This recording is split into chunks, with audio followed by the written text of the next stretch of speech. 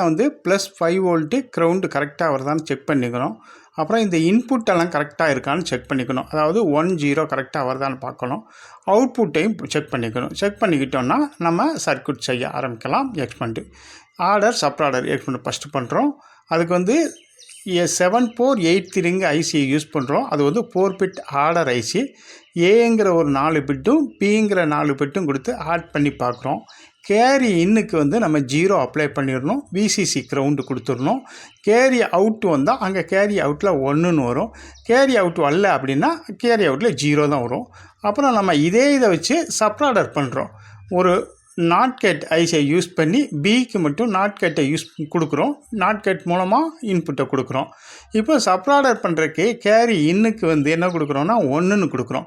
இப்போ இதில் எல்லோரும் நிறையா பேர் கன்ஃபியூஸ் ஆகுறது ஏக்கும் 0 0 பிக்கும் 0 0ன்னு வச்சுட்டோம். அவுட்புட்டில் கேரி அவுட்டில் வந்து 1 வரத்தான் செய்யும். இது நம்ம கேரி இன்னுக்கு 1 கொடுக்குறோம்.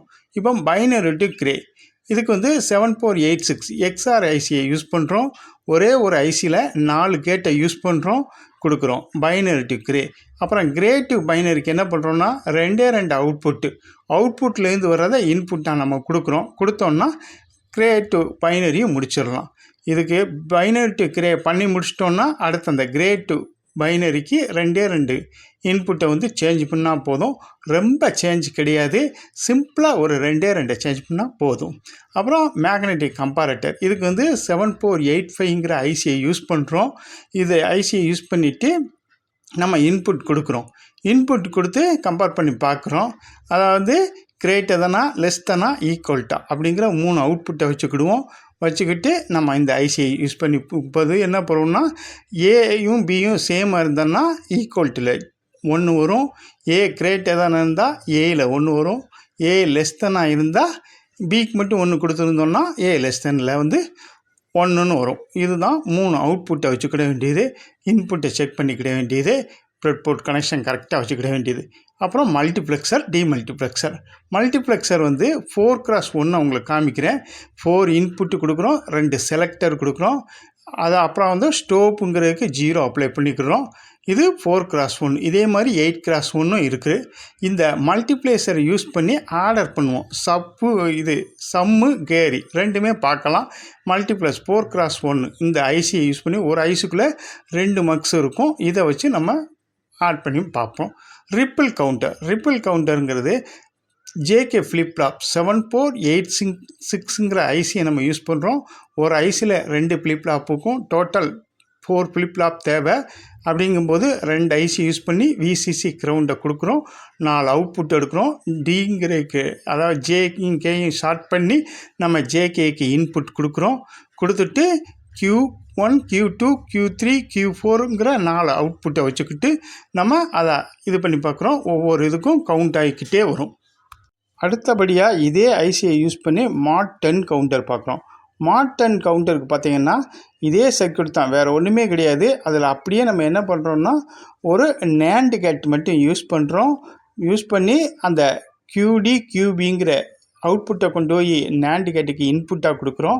கரெக்டாக 10 கவுண்ட் ஆகும்போது என்ன செய்யணும்னா அந்த நேண்ட் கேட்லேருந்து 0ங்கிற அவுட்புட்டு இந்த ஜேகே ஃப்ளிப்ஃப்ளாப்பை ரீசெட் பண்ணி விட்டுரும். அப்போ 10th கிளாக் கொடுக்கும்போது 0 0 0ன்னு வந்துடும். இதுதான் மாட் 10 கவுண்டர். அடுத்தபடியாக shift register, shift counter, ring கவுண்டரை பற்றி உங்களுக்கு நான் சொல்கிறேன்.